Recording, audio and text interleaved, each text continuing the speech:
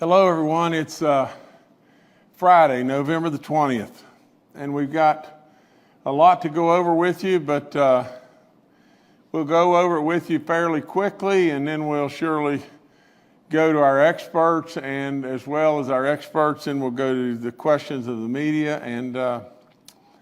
And I guess the first thing I got to lead off by telling everybody just this is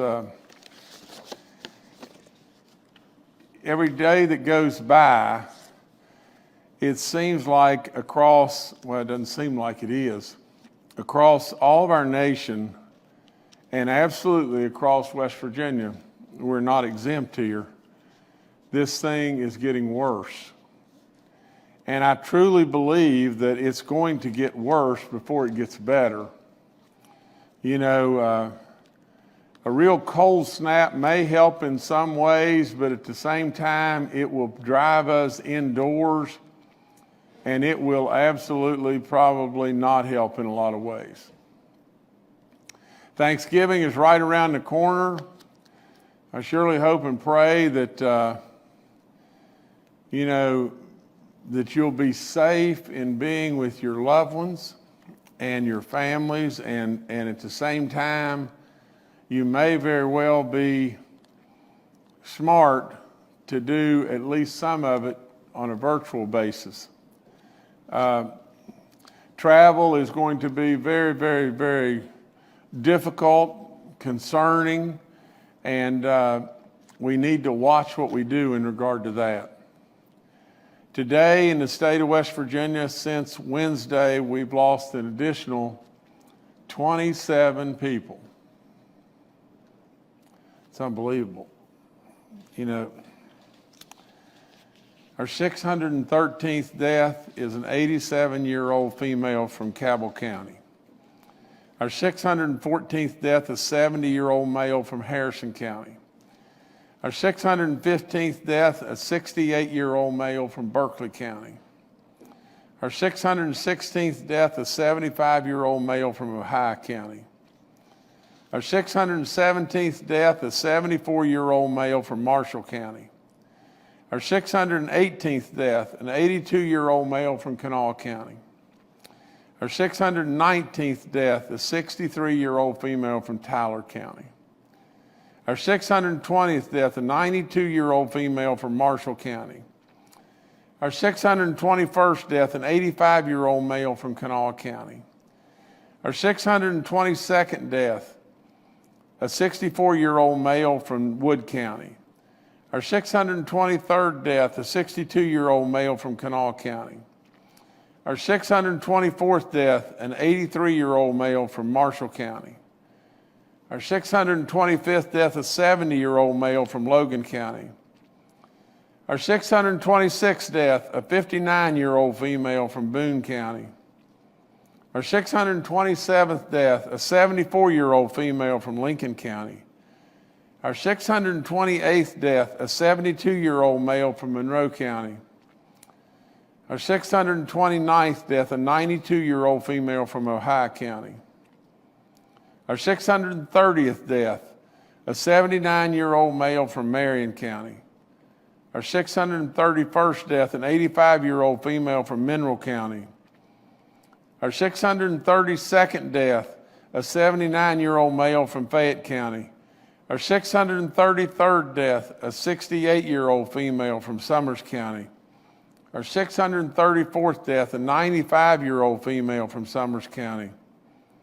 Our 635th death is a 74-year-old male from Pleasants County. Our 636th death is a 71-year-old male from Kanawha County. Our 637th death is a 77-year-old female from Kanawha County. Our 638th death, a 75-year-old male from Jackson County. And our 639th death, an 85-year-old male from Hampshire County. Oh, man.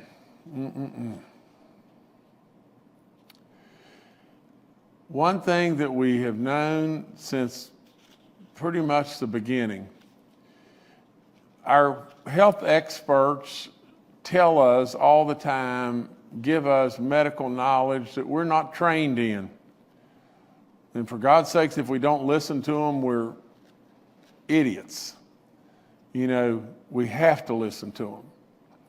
But they've told us all along that really and truly that this disease, unlike a lot of different viruses, some viruses attack the children and some viruses attack all of us. And this virus surely does attack all of us. But at the same time, where are the primary targets of this virus? And they're the elderly. And we can see it again here today. We can see also that we've lost a 59-year-old lady. We lost a 68-year-old male, a 62-year-old male. You know, it's just a 68-year-old female. I'm telling you, don't let these people just be a number. Please don't do that. Please keep them in your prayers. My gracious sakes alive, you know, just think of the moms and the dads and the grandmas and the granddads and all that the wisdom that these people have given us. It's a shame. 639 deaths in the state of West Virginia right now. Okay, in the last 24 hours, we've had new positive cases of 1,081. We have had 6,806 new positive cases in the last 7 days. That means we're averaging right at 1,000 a day. Our daily positivity number is 4.77. Our cumulative number is at 3.42. Both are way too high for us in West Virginia because we've prided ourselves with being so much better than that, but at the same time, they're great numbers compared to what's going on all across this country. Our active cases are now at 12,177. Can you imagine doing the contact tracing on 12,177 people and how difficult that is? We have recovered cases of 25,664. We're down a little bit on our hospital or on our patients that are hospitalized. We're down a little bit on our ICU units. We're down to 402. I think we're at 433. We're down to 120 on the ICU. Yesterday in West Virginia, we tested 16,617 people. Our effective reproduction number is at 1.16. That hadn't changed much. That's probably right in the middle of the states in this country. By doing this, you know, expansive testing, there's no question that we continue to discover, you know, people that are asymptomatic and are able to help them in lots and lots of ways, especially from the standpoint of continuing to spread this disease without even knowing it. But West Virginia, we are absolutely trending in a very, very poor way at this point in time. We now have 6, good gracious, now have 6 red counties. Marshall, Mineral, Berkeley, Hardy, Wood, and Jackson County are all in the red.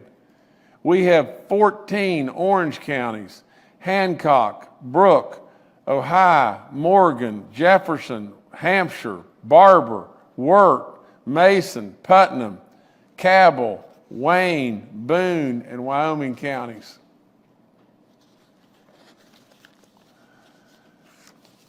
From the standpoint of our nation yesterday reported another all-time record. 185,000 new COVID positive cases yesterday. You know, our COVID hospitalizations in our nation are also at an all-time high. We have now surpassed 250,000 people that have died in the United States. Like I said to you, the CDC announced just, that travel may increase your chance of getting and spreading COVID. Postponing travel and staying home is the best way to protect yourself and others this year. And that is a direct quote from the CDC as of yesterday.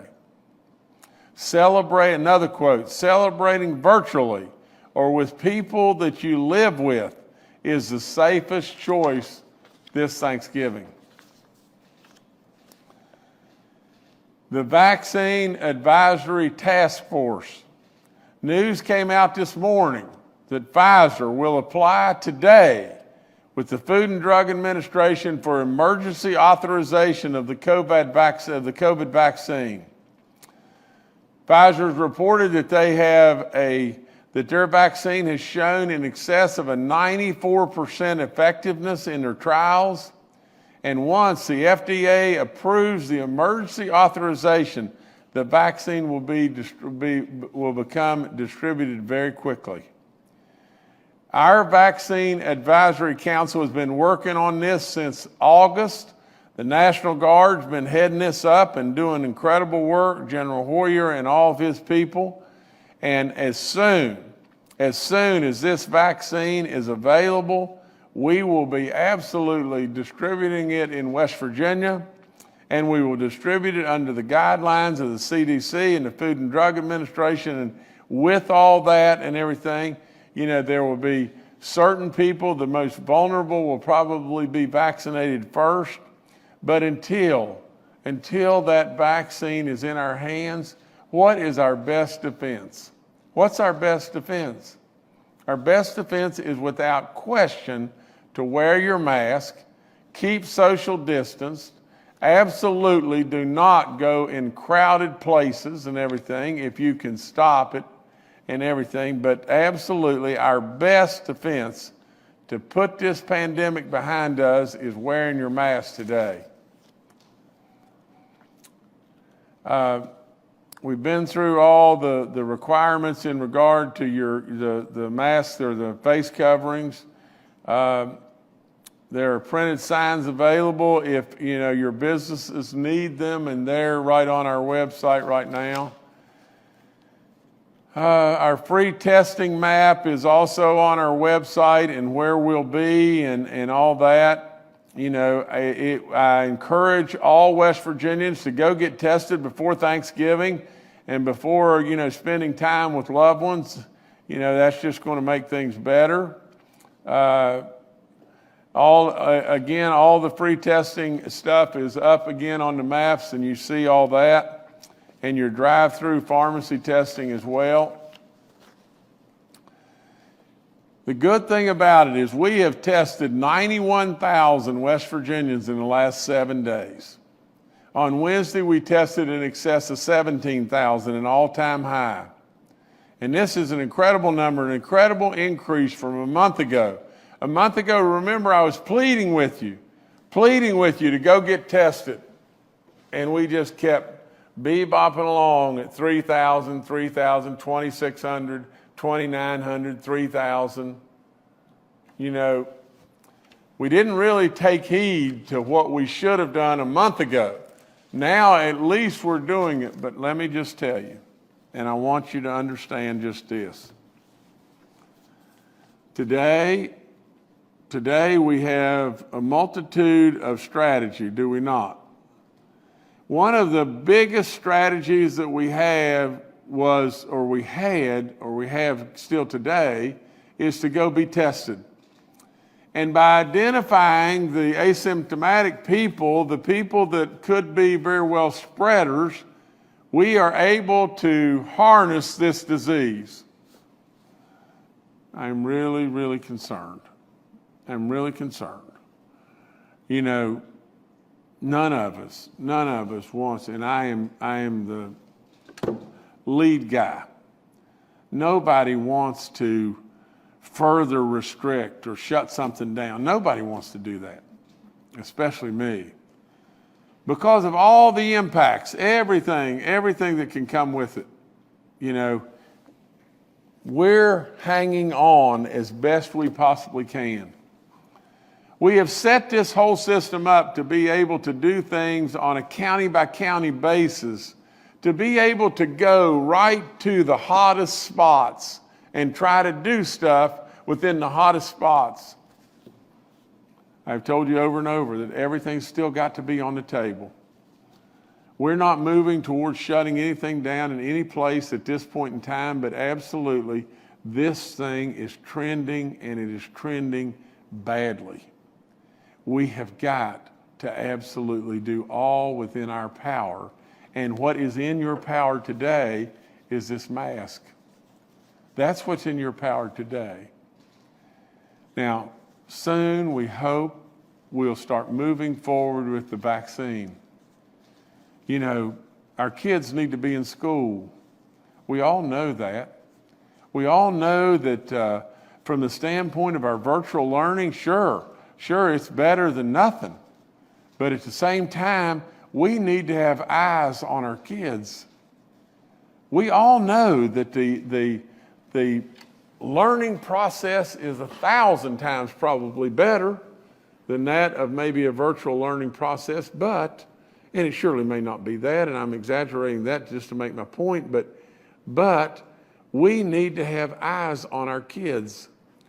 We have special needs kids. We have kids that have every problem in the world, and we have parents that can't afford or don't know how in the world they could handle daycare and keep their jobs. We have so many issues that are right in front of our kids. Need to be in school, and absolutely, without any question, our schools and our numbers at our schools may be the safest place we can possibly be. Now, so as we go forward, though, we have got to recognize just one thing, and that is this. I am here to try to protect you. I want to protect your freedoms. I want to protect your safety. I want to protect your job. I want to protect the economies. I want to protect every bit of that, and I'll do that for all.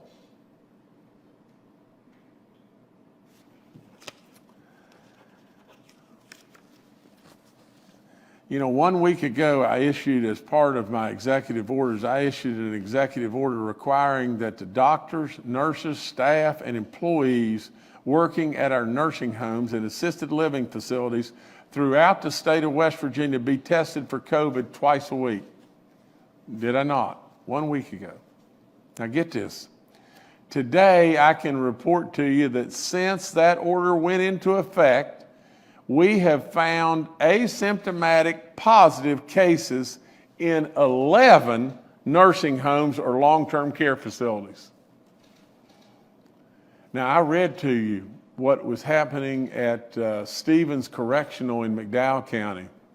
How really a good man as a commissioner, you know, Cecil Patterson, called and said, "Governor, we got a real problem. We got a problem, Governor," and everything, and we got 12 or 14 or whatever it may be infected, and it looks like this could get really cranked up. And then when I reported the other day, on Wednesday, I believe, we had 260 inmates at that time infected and several staff. This thing can run through a nursing home and kill like nobody's business, and we know that. We have found since last Friday, 1 week ago, we have found 11 asymptomatic positives in our nursing homes since initiating that executive order. So it's good work by a lot of people there, especially our National Guard and our health departments. Great work. In our school outbreaks, we have 24. We have only 88 confirmed cases in our public schools. That's down. Like I said, really and truly, our public schools are absolutely the safest place maybe we can be. Our long-term care facilities now have 101 outbreaks. Our churches have 22 outbreaks in 17 counties. That's way up. That's Berkeley, Cabell, Fayette, Hardy, Jackson, Kanawha, Logan, Marion, Mingo, Monroe, Preston, Raleigh, Taylor, Tyler, Wayne, Wood, and Wyoming counties. You've heard it and heard it and heard it. A pew in between you. Wear your mask in church at all times. Absolutely in that building, wear your mask. And absolutely continue to social distance. And if you are especially an elderly person, you probably need to really rethink, should I go to church or should I get my services online or some other way? In our corrections, the situation is really improving at Stevens. Now, nearly 40 of the inmates have now recovered. We have 226 active inmate cases there. Stevens has 25 additional staff members that are tested positive there. 18 have now recovered. Throughout all the rest of the state, we have 10 active inmate cases and 34 staff. Now just get this one more time. We found, since last Friday, we found 11 people in nursing homes or assisted living by going there and testing twice a week.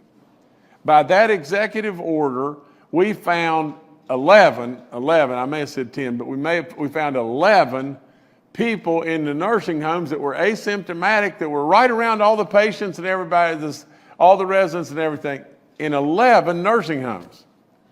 Now, just think about it. Think about this just a second. If I'm sitting here telling you that at Stevens Correctional Center, we now have 226 active inmate cases, and it's better. It's better than it was. If I'm telling you that, what do you think can happen in our nursing homes? We know what can happen. We've seen it and seen it and seen it. And so we got to really, really stay on our game. National Guard, great ideas and great work. The flu vaccine's still available. Please get your flu shot. The amount of dollars that have gone out to our cities and our counties is now $186,170,000 and change. And we continue to ask for people to continue to try to apply. The gun buck deer season is coming in on Monday.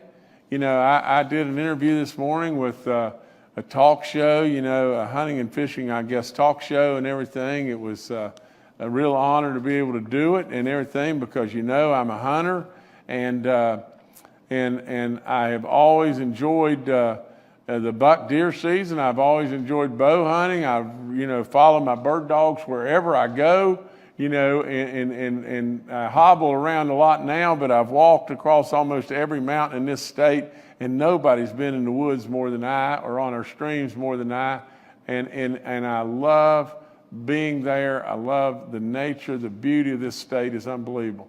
Now, here's the thing you got to do. Abide by the laws. Wear your blaze orange. Absolutely use good gun safety. Absolutely be the safest that you can possibly be. Don't get out carousing around and drink too much and get on the highways. It's absolutely just going to be a chance for a disaster to happen. Absolutely, as you walk through the woods or whatever it may be, you come upon a fence. For crying out loud, don't lean your rifle up against the fence and then start climbing over the fence. Use good gun safety. Every year we have some level of tragedy just about happen in our buck gun season and everything. So we got to be super careful, and I want you to go and have a great safe hunt and enjoy yourself in this wonderful, wonderful state beyond belief. And it's a tradition over our Thanksgiving holidays that many people have loved, and I'm one of them. So go and enjoy and just be really, really safe. As far as our schedule next week, I want to tell you just this. We'll probably go a little later in the day on Monday and Wednesday. We'll probably go at 1 o'clock with our briefings on Monday and Wednesday. And we will not go on Friday. Most people are off and gone and everything. And but again, we ask if you'll just celebrate with your family. Take heed to all the travel restrictions, not restrictions, but take heed with all the travel advisories and just be really safe. You know, like I said, if we'll continue to stay together, West Virginia, really, we'll get to that vaccine and we'll get there soon. But that's all I've got for right now. Thank y'all. All right, thank you, Governor. Let's now go to Dr. Clay Marsh, our coronavirus czar. Well, good afternoon. Today, I'm going to be very direct. I want to reemphasize some things the governor said. The United States and West Virginia are seeing more rapid spread of COVID-19 than we've seen at any other time during this pandemic. And as we look at West Virginia, we have 6 counties in red and I think 14 counties in orange. And remember, this is not the school map. This is not the sports map. This is a public health map. This is a public health alert map. So we are seeing rapid spread of COVID-19 in many parts of our state. And the only way for us to control that is to do what we have talked about every time that we get on the press briefing. Now, I think the governor has done an extraordinary job in keeping our state together and making sure we're pulling the rope in the same direction, make sure that we are responding to the fires. But at this point, as we have tested so much more, which has helped some, and as we have contact traced and tried to identify those people that are infected and separate them, we can see that that is not working sufficiently for us to be able to stop the spread of COVID-19. And in fact, the spread of COVID-19 is increasing in West Virginia. And we're seeing more people die on a weekly basis than we've seen before. In fact, we had the all-time high day of people dying this past week. We have set records as far as the number of people testing positive, and we're averaging now about 830 people a day over the last 7 days testing positive. And some of our counties have incidence rates or infection rates, as we would talk about from the Harvard Global Health Institute map, that are 100 per 100,000 or 90 plus per 100,000, which is way too high. So as we look at maintaining the safe place that we want to be in West Virginia, and we look at wanting to protect our vulnerable citizens, of which there's many, and trying to protect our vulnerable healthcare capacity, which so far we are doing, but also making sure that we have safe communities so that people who work in these healthcare settings don't get sick. It's time for us to do better work. And that better work is right now moving to all of us being committed to wear our masks. And when you wear a mask, wear it over your nose, wear it over your mouth. If you leave your nose uncovered, it doesn't really work. And the other thing is, make sure that you wear your mask indoors. Because what happens is, and I learned that people don't really understand this, that as you talk or sing or breathe even harder, like if you sing in a church, or if you breathe harder in a gym, or if you're yelling in some sort of crowded indoor space, then you are generating aerosols and droplets, and they continue to expand and they continue to grow and to stay distributed in the air even after you've stopped talking. And so when you have a crowded place, when you have a church in session, or where you're in a gym, or you're in a restaurant, or you're in a coffee shop, the more people that have their masks on, the more people that are talking or talking loudly or singing, the more you are continuing to grow the number of droplets and aerosols that are in the air, and that they stay in the air. So the place can become much more likely to get others infected,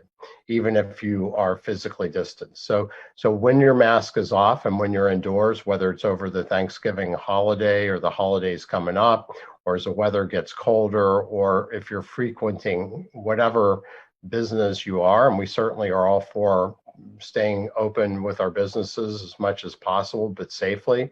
But if masks are off, risk goes up. And so we really want to encourage everybody to pay attention to that, to stay safe, but also pay extra attention because COVID-19 is spreading significantly in West Virginia. And we're starting to see the impact of that, both on the color of our public alert map, but also on the number of people that are dying in our state and the number of people that are getting sick. I have a lot of faith in each West Virginia person, but it is time to step up, and we're not doing a good enough job at this point. So thank you.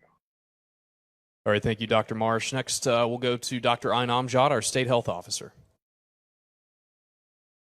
Good afternoon. I did want to add to what the governor was saying about the 11 nursing homes or assisted living facilities that we were able to find that did have asymptomatic staff that we did find with the executive order of testing. Those were good findings because we were hopefully able to catch future COVID-19 cases that could cause more infection in those facilities. And those were part of our initial strategy of our strike team forces that we are initiating throughout the state of West Virginia to address the nursing home outbreaks throughout the facility. So we do want to thank the governor for assisting us with those efforts. And with that, for example, we did initiate or engage those facilities with extra PPE, National Guard support if needed, all the things that we know do work with outbreaks in facilities. And hopefully that does cut down on our nursing home outbreaks throughout the state. Thank you. All right, thank you, Dr. Amjad. Bill Crouch, Secretary of the West Virginia DHHR, is also joining us today and is available for questions. Major General Hoyer with the West Virginia National Guard had a prior engagement today, but he will join us again on Monday. We'll now go to questions from members of the media. The first today from Paul Mullen with WCBC. Good afternoon, Governor. Good afternoon, panel. I have a question about what happens when you do have a church outbreak. Do you go to that church? Do you call the congregation somehow together virtually and say, hey, look, we got this going on. This is what we need to do. We need to test everybody. What do you do in those situations when you do have a church outbreak? Dr. Amjad, this is you. Hi, Paul. The health department does do their contact tracing. They call the contacts of the church. Sometimes they do have some difficulty with the contact tracing, and that this is a good time to remind everyone that they do need to answer the call for the contact tracers involved. We have engaged several of the faith leaders in the state actually for these types of conversations to encourage church members, if they can go online for services, to do that as well. But a lot of times the contact tracing is involved. And then also if they do need any types of services for cleaning in the church as well. But that is pretty much what we do, the contact tracing involved. If they need any help with mitigation efforts, if they need assistance with any recommendations inside the church for online services, PPE, we get a lot of questions from congregate members if they're doing the right things. A lot of them do ask us about temperature screenings, mask wearing. We get a lot of questions about singing in churches. While we do not recommend that singing goes on in churches, we've had questions if they are to do singing, what are some safety measures that they can do? We've gone through recommendations of that as well. But local health departments assist a lot when there's church outbreaks, Paul. All right, thank you, Paul. Next, we'll go to Kenny Bass with WCHS and Fox 11. Hi, this is Kenny Bass with Channel 8 and Fox 11. Governor, I have a question for you, and I'm going to preface it by saying I'm not emphasizing that sports are more important than getting into school or the health outcomes of any population in the state. It's just a question that was asked of me from someone in the Eastern Panhandle.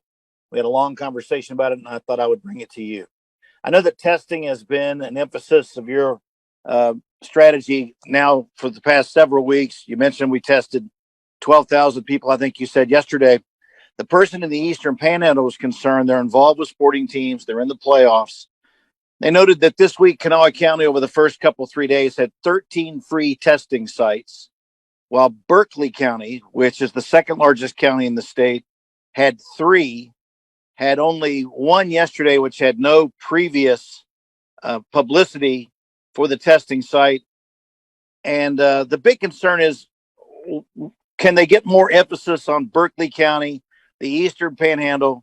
3 of those teams right now are on hold for the playoffs because they have gone to red, and the chances of moving to orange are not very good if they don't have the opportunity to do large numbers of testing. I told him I would ask you that and get your response.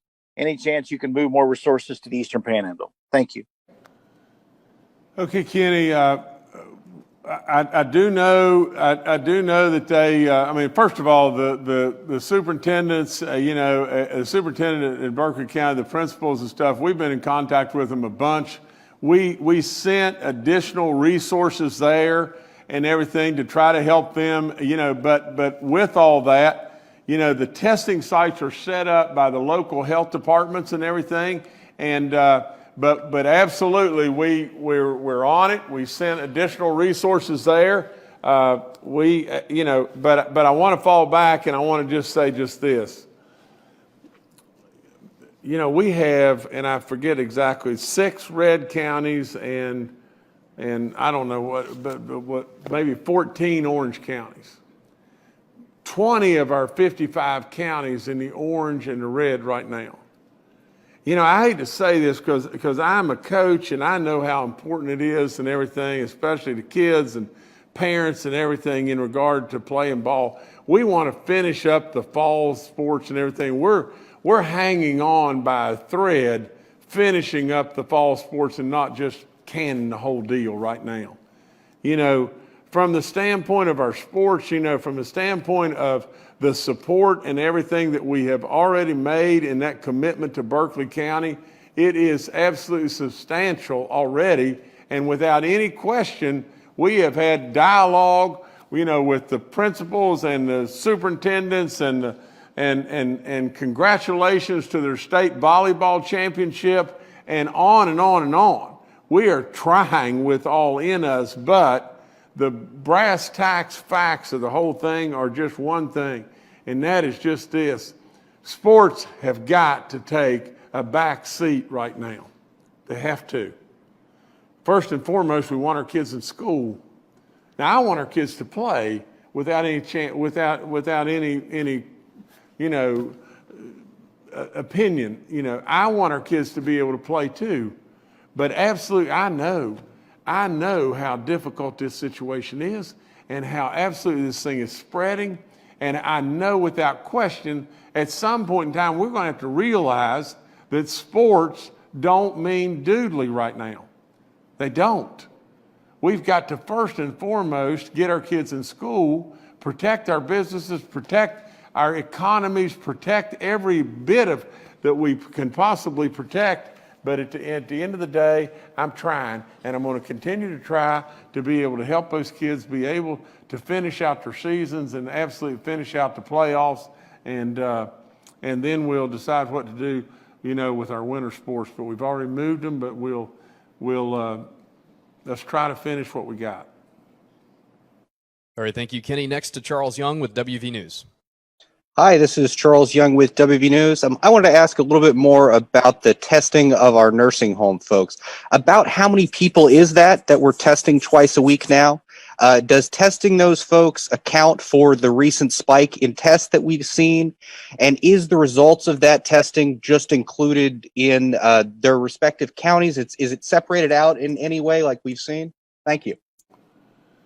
Dr. Amjad or Bill, if you could answer that, you guys got that information a lot better than I. Yes, Governor, this is Bill. Thank you, Charles. It's a good question. There are somewhere between 12 and 13,000 individuals, employees in nursing homes, and then another 5,000 in assisted living. So we're really looking at 15 to 16,000 individuals we're testing, and And you are correct. That is part of the reason for the increased numbers you see. A lot of these are point of contact testing, which is antigen testing. We're still looking at how we report some of those antigen tests, as Dr. Amjad and Dr. March have talked about before. Some of those tests are cards, much like a pregnancy test. So you're looking at a result on a card that's not reportable unless it's reported and entered into the system. So not reported automatically or electronically. So we're still looking at how we can be totally transparent, provide all of that information in terms of testing.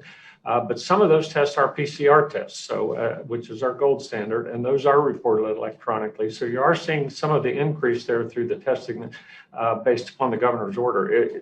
We really are excited about trying to move this out to everybody as quickly as we can, and we are testing a lot of people right now. So again, it's been a huge success, and we appreciate the governor doing the order and backing the efforts here. So thank you, Charles. Good question. All right, thank you, Charles. Next to Jade Burks with WVVA. Hi, everybody. This is Jade Burks at WVVA. We're following up on that outbreak situation at Summers Nursing and Rehab. Is there any information that Dr. Amjad can share about the cases and deaths there? Or maybe Governor Justice, if you plan to deploy the National Guard to get involved at that facility? Also, I was wondering if you could repeat those numbers at Stevens Correctional. Thank you. Dr. Amjad, maybe you can answer that. Hi, Jay. At the Summers Nursing Home and Correction, let me look at my outbreak. I mean, we are following along there, our EPI team as well, but we have been checking in with them and checking with their PPE supplies and staff. And last time we checked in with them, they had the supplies that they need. Our other staff has visited there at least twice, and the National Guard has been there as well. And if you need the update on the Stevens Corrections, I wrote those down as well. They have 226 active inmates and 25 active staff, but we also check in with these facilities as well with our EPI teams. I don't have the active death numbers with the Summers nursing home right away. I'd have to look for the active numbers for that. But we can come back with you to those numbers. I probably want to let me add one thing, Jordan. Okay, we need to emphasize that Stevens is operated by McDowell County. So the correctional center is operated there by the county, and it's the only facility in our state that's set up that way. But I just wanted to clean that up. All right, thank you, Jade. Next to Mark Curtis with Nexstar Media. Good afternoon, Governor and Cabinet members. I do want to follow up on the Stevens issue. Obviously, the inmates, the 260 now down to 225 approximately, are incarcerated and can't go out into the community and spread it. But what about those 28 employees that have tested positive? How much community tracing is going on there? Has there been a significant spread to the general population at large in McDowell County, and what's being done to address that? Well, Mark, I know that corrections has gone in and is assisting. I know our guard has gone in to do sanitation work and everything. I don't have any the numbers here at this moment and everything, but maybe somebody else, Bill or somebody, maybe you could answer more about that than I. But I do know that our Department of Corrections has moved and our guard has moved to be able to assist and help. Bill? I can. Okay, Dr. Amjad. Okay, I'm sorry. Well, from our Cub call this morning with General Hoyer, the guards did finish their sanitation mission yesterday. They stayed there all day for cleaning the facility, so we are aware of that. And we do know in McDowell County that we have seen an uptick in community members going in for testing. We have heard that from our contacts down there. So as far as community spread, we do know that the possibly contacts or family members, we're not sure, of course, but we have heard from our contacts down there that people are going in for testing. But the guards did complete sanitation missions down there. We heard that this morning on our briefing. I don't know if Bill has more to add or Secretary Crouch. Yes, thank you, Dr. Amjad. Let me mention, first of all, that we have a COVID clinic at Welch Community Hospital. That is open 24 hours a day, 7 days a week. So anyone in McDowell County that's watching, please take advantage of that service that we have through Welch Community Hospital. And Mark, let me just say that those individuals that, and I believe there are 33 now, staff individuals who are positive, those individuals have been isolated, should be isolated now, away from others, and contact tracing through the local health department should be following up on all of those contacts. So just, again, a good question. Thank you. All right, thank you, Mark. Next, we'll go to David Beard with the Dominion Post. Hi, this is David Beard with Pfizer and BioNTech seeking that emergency use authorization for the vaccine. I wanted to ask 5 little bullet points about how it might unfold here in West Virginia. 1, will it be mandatory or optional? 2, would it be free or how would it be paid for? 3, what age range would need to be vaccinated, especially thinking of kids? 4, how long would it last? Would it have to be applied or redone annually and tweaked for mutations? And then the last one is kind of what minimal population level do you need to get vaccinated for us? Population penetration level do you need to reach for us to feel comfortable taking our masks off? Thanks. Well, everybody on our team's going to have to weigh in on that. To you guys, the one thing, David, that I would say in regard to how long it will last, we really don't have data that's going to tell us that this is going to last for 6 months, or it's going to last for 3 years, or it's going to last for a lifetime yet. We don't have that data because, nobody's dealt with anything like this before. I think we have the data that is going to last for months, but beyond that, we do not have the data because nobody's dealt with this thing before. But anyway, let our whole panel weigh in because they'll have a lot more information than I. Well, I'm happy to start if you guys want me to, or okay. So thank you, David. Some of the questions you ask have not been completely delineated, and part of what we're doing now is working closely with our DHHR colleagues, our National Guard colleagues, CDC, the federal government to understand and articulate for them, how we're going to take the doses that we presume will be coming very quickly and start to prioritize the use of these this initial allocation of vaccine. And in general, I think what most people agree to is that our highest requirement is to maintain our healthcare system intact. So certainly we know that part of the prioritization in West Virginia and the country will be around healthcare and healthcare workers. We also need to maintain our vital infrastructure and make sure that we have a safe and healthy workforce for that. We know our first responders are also people who are on the front lines who contact people, back and forth. So as we articulate and understand what the initial allocation of vaccine will be for West Virginia, then we'll be working closely with all the agencies at the federal level and also with our key stakeholders here in West Virginia, including our hospital systems, to understand how we are going to allocate those first parts of the vaccine and make sure that people get it. If it comes down to requiring mandating, that certainly, and outside of my pay grade. But I think that one of the things that we've seen as we continue to get more vaccine doses, that for schools, having our children needing to be immunized as they go to school has really made us one of the country's best states when it comes to immunizing school-age children. But if you look at preschool-age children, we're still not very good. So certainly looking at trying to facilitate and get people the vaccine is important. The governor's right. We don't know how long the immunity will last. We do know that for the Pfizer vaccine and for the Moderna vaccine, people will need to get 2 separate vaccinations about 2 weeks apart. And there's some data to suggest that maybe the immunity will be longer than we initially thought, but that will remain to be seen.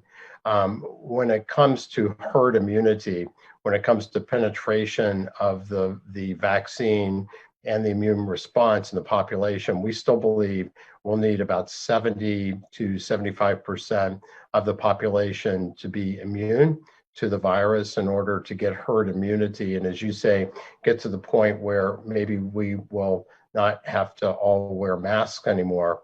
But I think that, as we've seen in Asia and other places, certainly, this pandemic should be a warning call for us to make sure that we are adapting our public health, foundation and also our approach so that we protect ourselves and protect each other. And these same safeguards, vaccines, masks, hand washing, et cetera, are good for influenza and other winter viruses that still kill Americans and kill people in West Virginia.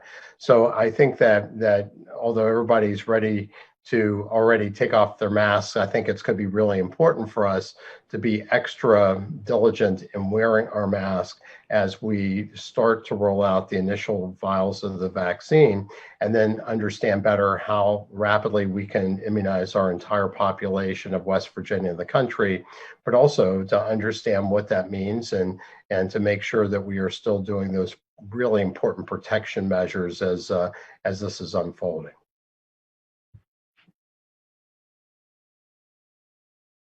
All right, thank you, David. Next, we'll go to Lacey Pearson with the Charleston Gazette-Mail.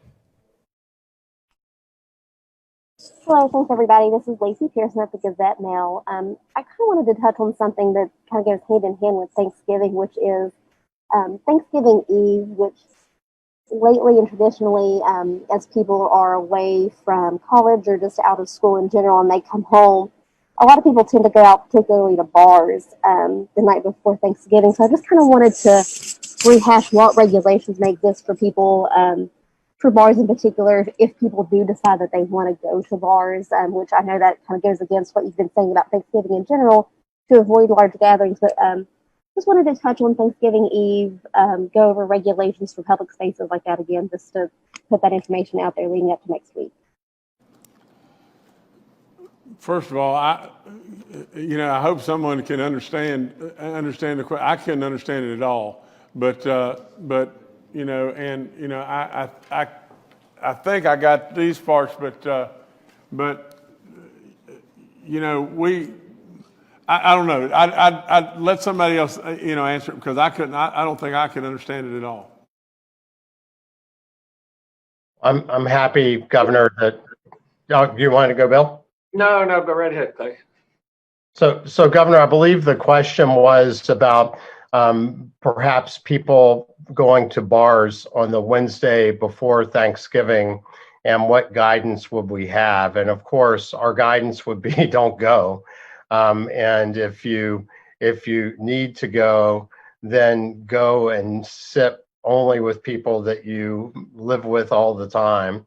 And if you're going to go, leave your mask on at all possible times. And if you take a drink and put your mask back on. But right now is really the time that we don't want people to go into indoor environments where they're going to take their masks off and where they may be in a point where they're not able to, manage that really effective strategy to protect themselves as well because of the impact of alcohol.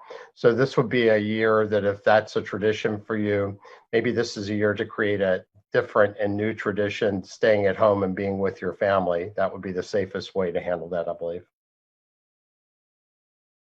All right, thank you, Lacey. On that, now that I've got the question and everything,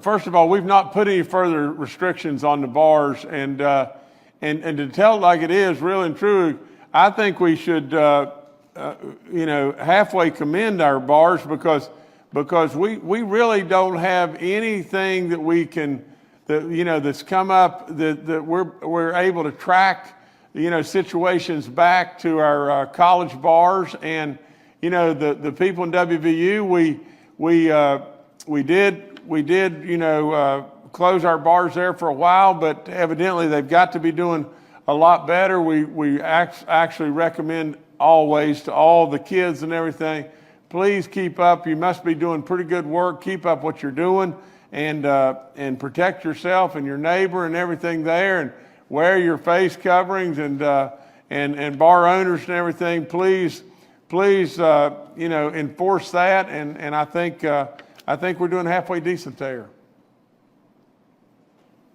All right, thank you, Lacey. Next to Dave Mistich with West Virginia Public Broadcasting.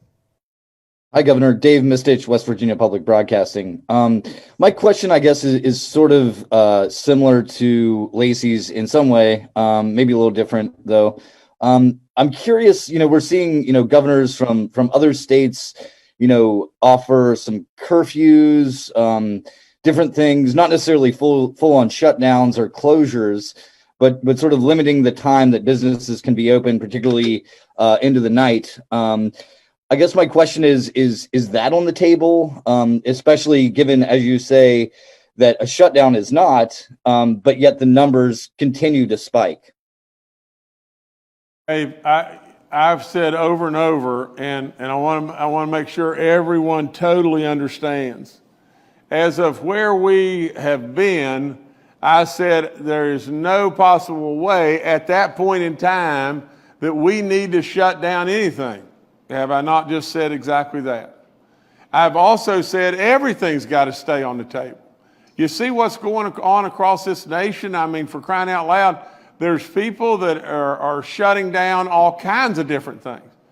And if this situation continues to get worse, we're going to have no choice also.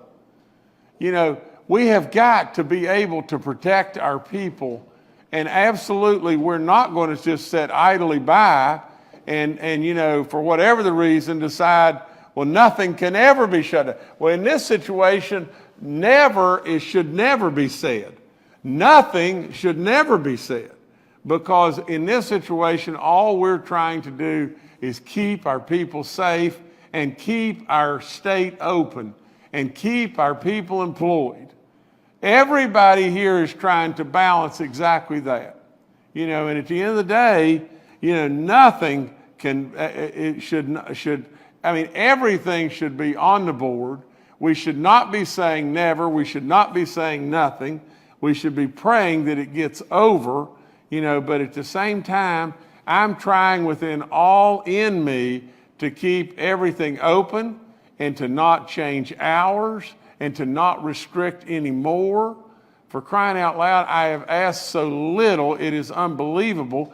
And we had a bunch of people that decided that I was infringing upon their liberties or their constitutional rights, or the next thing is going to be their guns or whatever it may be. That is so silly, it's off the chart.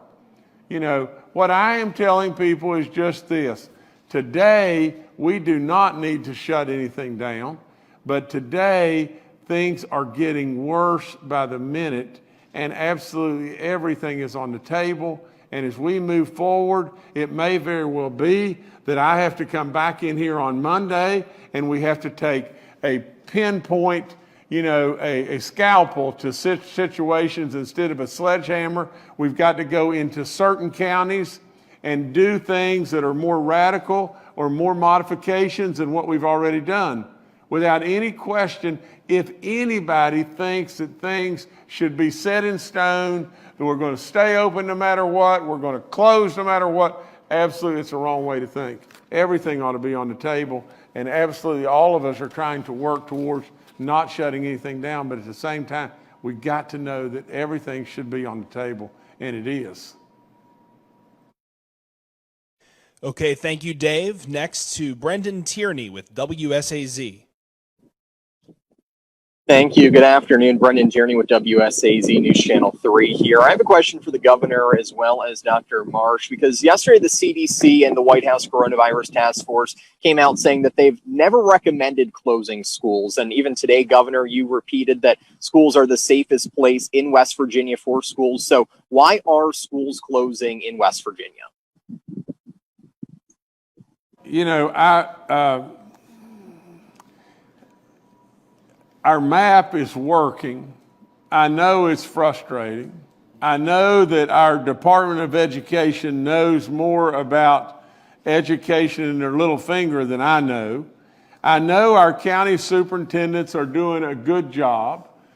Unfortunately, just to tell it straight up like it is, Brendan, is just this, is, you know, our teacher unions and union bosses tried to pressure the state. Then they tried to sue.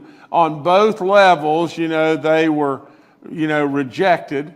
So what they've done is, just to tell it like it is, they've gone to the counties and they're pressuring counties to make moves and everything. And if you don't watch out, you know, that's really not what we should be doing. We should absolutely be listening to the experts. We should absolutely be listening in every way to what our experts are telling us. Without any question, we all know that our kids need to be in school. They desperately need to be in school. And without any question, you know, as things go, if our colors in our color map gets terrible bad, you know, we do shut down. If we go to red, we do go to 100% virtual. We have these fail safes already built into the map and everything. And now what we're doing is we've got pressure from the unions, and then what we've got counties that are reacting, and we're probably not reacting exactly how we should with the advice of all the medical team. Okay, last question today is from Matthew Young with the West Virginia Daily News. Good afternoon, Matthew Young with the West Virginia Daily News. The COSAP grant announced back on the 10th, I believe it was. Among other things, the funds made available through that were going towards school prevention, to expand the PRO program into some other counties. In the event that schools were to transition to a virtual learning situation for the remainder of the year, I know that's hypothetical, so I guess this is kind of a bit of a what-if question. But if that were to happen, does that or would that raise any concerns about delaying that expansion? Is it in any way possible that the grant could be rescinded if the funds weren't used for that purpose within any specific period of time? Thank you. Matthew, you know, I don't know how to answer it other than to just say that I don't think that the grant's going to be rescinded in any way. It is just, I guess there's anything that's possible. Right now, I don't think we need to have concerns over the points that you bring up. You know, it's just something that I would say, you know, it's valid points and good thoughts, but you know, at this point in time, I think we're fine with that. I do not think the federal government will rescind. In fact, I really believe, Matthew, just this: if things get worse, and they're worse in West Virginia, they're going to be really bad probably in Ohio, in Pennsylvania, in Maryland, in Virginia, in Kentucky, Florida, all across our nation and everything. And if they're that level of bad, the federal government's not going to be rescinding. They're going to be sending. They're going to be doing everything they possibly can to help. And they're absolutely not going to be retracting anything. You know, at that point in time, you know, let's just hope and pray we don't get to that point in time. All right, Governor Justice, back to you. Well, I try to make notes as best I possibly can. You know, I want to read to you that we put up today a new map, and that is our free testing map announcement. And today I am happy to announce, and you can see it on the website right now, that we have launched a map of all the free testing locations in West Virginia. And this map is located on our COVID website. It will provide real-time access to all available testing sites. And I encourage all West Virginians to use this resource to find a location for yourself or your loved ones to be able to get tested. So, if you'll just follow and check that map and everything, that may be able to help you some there. I want to talk just a second back about Berkeley County. Again, I want all those that are on those great football teams to know that, I've been a coach forever, and I know exactly the commitment that you great athletes and coaches are making to this sport. I know how important that sports are to the fabric of all of us.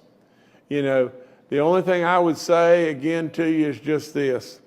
Today we have a situation that is really tough and really bad.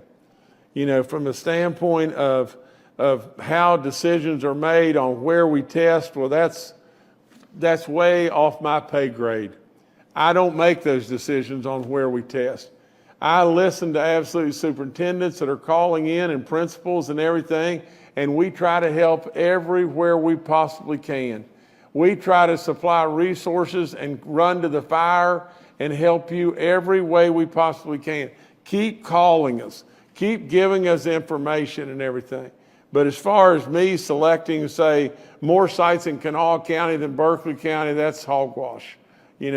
At the end of the day, I want you to know that we're trying with all in us to be able to help you, to be able to go to school, to be able to play ball. We recognize the importance, but at the same time, something has to take back seats right now.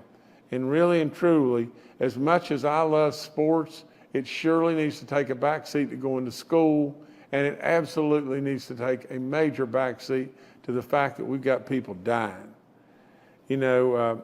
Before I go, I want to thank again WQBE Radio, Jeff and Junior. It was great. I appreciate Dan down at Spring Hill Rod and Gun Club or Rod and Gun Store. And, I was there not long ago. We did an announcement there in regard to the NRA, and I ended up buying 2 shotguns. They're good salesmen. And I promise you I'll be grouse hunting and quail hunting with them soon. So like I said, I really enjoyed that this morning. It was great. The only other thing I would say is just this, is no matter what anyone says, no matter what a politician says, or no matter what anyone says, I'm going to do one thing, and you can put this in the bank. I'm going to do all I possibly can, irregardless of parties, whether it be Republicans, Democrats, Independents, whatever. I'm going to represent the people, and I'm going to try to look after every single one of you. I am going to listen to our medical experts. I am going to listen to our education experts, our National Guard experts. I'm going to listen to the federal government. I'm going to listen to our president. I'm going to listen to hospitals all over the land. Absolutely. And just ask yourself one question. One question. Do we want to listen to our politicians? Or do we want to listen in this time of need to our medical experts? If you think that our politicians who want to be just politicians, do you think for a minute that they have the information and the insight that our medical experts have? Growing up, when I had somebody sick in our family, we always went to the doctors. If you've got sickness, and that's what we have here, we go to the doctors. We go to the doctors, and they absolutely give us the best advice that they can give us. And we should listen to our experts. I want you to know that I am here to be your governor. and I'll do my job. Again, I thank you a bunch, and I hope and pray in every way that you won't forget these 639 people that we've lost in West Virginia, and I'll see you Monday. Be safe in the woods. Thank y'all.